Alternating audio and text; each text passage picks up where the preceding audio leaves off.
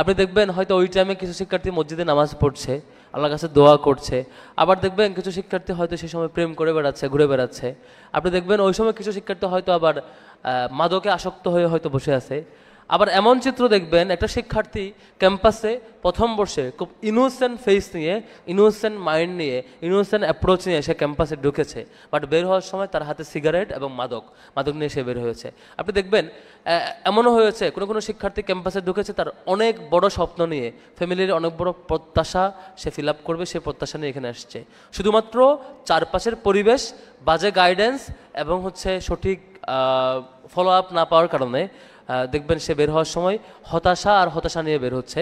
এবং তার বের হওয়ার সময়, এখান থেকে বিদায় নেওয়ার সময় তার ইউনিভার্সিটির প্রতি অভিযোগ, তার এখানকার টিচারের প্রতি অভিযোগ, তার সংগঠনের প্রতি অভিযোগ, অন্যান্য কালচারের প্রতি অভিযোগ। অথচ এই বিশ্ববিদ্যালয় নিজেকে গড়বার জন্য অনেক বেশি রিসোর্স ইউনিভার্সিটিতে আছে।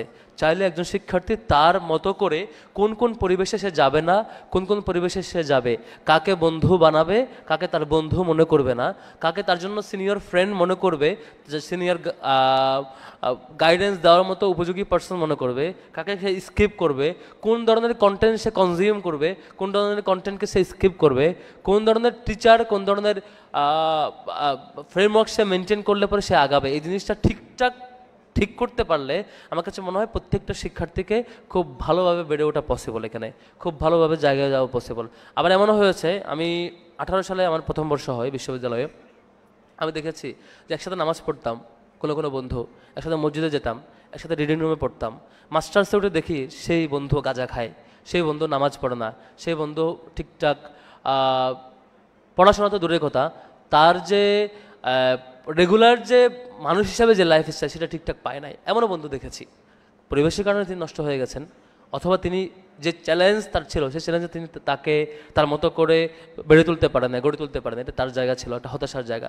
আমরা চিন্তা করেছি ইসলামী ছাত্র শিবিরের জায়গা থেকে আজকে একটা খুবই ছোট্ট পরিসর আয়োজন, আপনাদেরকে কিছু প্যানেলিস্টদের সাথে পরিচয় করিয়ে দেওয়া, আপনাদের প্রশ্নগুলো অ্যান্সার দেওয়ার চেষ্টা করা, সেই জায়গাটা আমাদের আগ্রহের জায়গা আছে। আর আমরা আশা করব যে এরপরে আমরা প্রত্যাশা করছি শিবিরের জায়গা থেকে আপনারা সেকেন্ড ইয়ার, থার্ড ইয়ারে উঠলে সামনেও আরও যে ধরনের প্রোগ্রাম রাখা যায়, ফ্যাসিলিটিস রাখার আমরা চেষ্টা করব। এই ক্যাম্পাসে একটা সময় ছিল রাজনৈতিক ছাত্র সংগঠনগুলো ক্যাম্পাসে থাকা শিক্ষার্থীদের ক্যারিয়ার ধ্বংসের কারণ হিসাবে পরিগণিত হতো। তারা চেষ্টা করতো একটা শিক্ষার্থীকে কীভাবে তার ভাই পলিটিক্সের উপকরণে বানানো যায়, তারা চেষ্টা করতো রাতের বেলা ক্লাস বাদ দিয়ে তাকে কীভাবে তার পড়াশোনা বাদ দিয়ে প্রোগ্রামে নেওয়া যায়, দিনের বেলা ক্লাস বাদ দিয়ে প্রোগ্রামে নেওয়া যায়, এই কম্পিটিশন তাদের ছিল। এবং কম্পিটিশন ছিল কীভাবে তার extra curriculum, debating club and others যে অন্যান্য কারিকুলাম সেই দিকে ডিমোটিভেট করে তার মতো করে পলিটিক্যাল ফ্রেমওয়ার্কে বাধ্য রাখা যায়। সেই অপচেষ্টা অলওয়েজ এই ক্যাম্পাসে বিভিন্ন ছাত্র সংগঠন করতো। এখনও কোনো কেউ হয়তো সেই উকি আবারও দেয়, সেই চেষ্টা আবারও করে।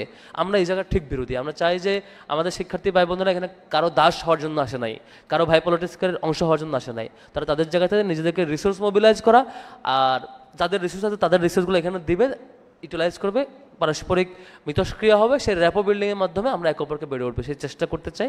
সেই চেষ্টার অংশ হিসেবে আজকের আয়োজন। আশা করি শেষ পর্যন্ত আপনারা শুনবেন, আপনাদের প্রশ্নগুলো মন খুলে করবেন।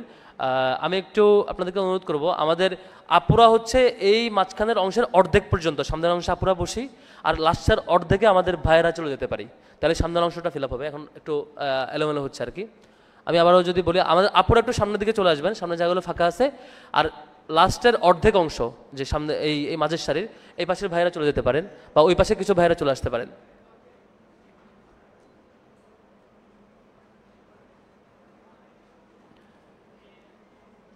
আর শেষ করব, আপনাদেরকে আবারও শুকরিয়া জানিয়ে আপনারা প্রোগ্রামের শুরুতেই চলে আসছেন। সকালের প্রোগ্রামে এমন হয়েছে, শুরুতে যারা আসছে ভালোভাবে বসতে পারছে, শেষে এমন হয়েছে যে প্রোগ্রাম চলাকালীন মাঝামাঝি টাইমে অনেক আপু ভাইয়ারা আসছে আর বসতে পারে নাই, তো আমরা তাদেরকে জায়গা করে দিতে পারি নাই। আমরা সরাসরি পরবর্তী পর্বগুলোতে চলে যাব। আপনাদের প্রশ্নগুলো মন খুলে লিখেন। ভলান্টিয়ার ভাইদেরকে অনুরোধ করবো আপনারা চিরকুটগুলো একটু আমাদের ছোটো ভাইদেরকে, বোনদেরকে দিয়ে দেন, ওনারা যাতে প্রশ্নগুলো লিখতে পারে। আর দিন শেষে আজকের আয়োজনের যা কিছু ত্রুটি আমি সভাপতি হিসেবে দায়ভার মাথায় পেতে নিচ্ছি। ত্রুটিগুলো ক্ষমা সুন্দর দৃষ্টিতে দেখবেন, ভুল ত্রুটি ক্ষমা সুন্দর দৃষ্টিতে দেখবেন। আমরা চেষ্টা করেছি আমাদের থেকে যতটুকু মাঝারি লেভেলে বা যতটুকু ছোট্ট পরিসর আয়োজনটা করা যায়, সামনেও যাতে আপনাদের নিয়ে এই ধরনের আয়োজন কন্টিনিউ করতে পারে সেই দোয়া চাই। আমার তৌফিক ইল্লা বিল্লাহ। আসসালামু আলাইকুম রহমতুল্লাহ।